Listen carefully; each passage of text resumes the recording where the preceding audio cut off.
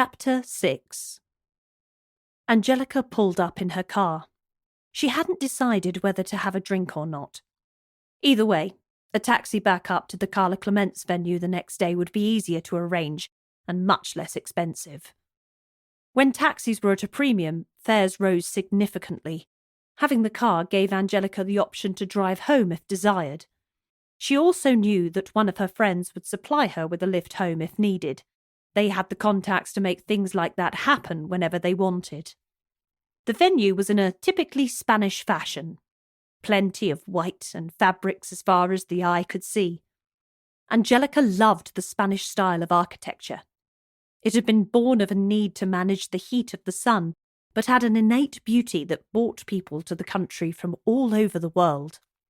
The climate was one reason to visit, but the way the properties sat in the land was another. She looked at the flashing lights, listened to the party music, and smelled the freshness of the night air. There had been little in the way of cloud during the day, and that meant it was a cooler evening. Not England cool, Spain cool. Her dress was cut in all the right places, hugging her hips while leaving a bit of excess around the tummy. Angelica was more bothered by the way her midriff looked than anyone else was, but that was her hang-up to deal with. Everyone had their own. It was a short walk from the car park to Carla Clement's. It was well lit, and Angelica could see the small lizards flash across the path in front of her, only stopping to flick their tongue in the air and snaffle an insect. She was inside within seconds, grabbing a complimentary glass of something fizzy and sour.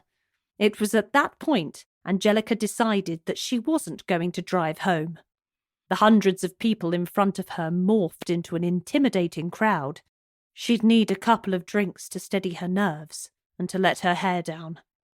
"Thank goodness I've got a mask on," she muttered under her breath.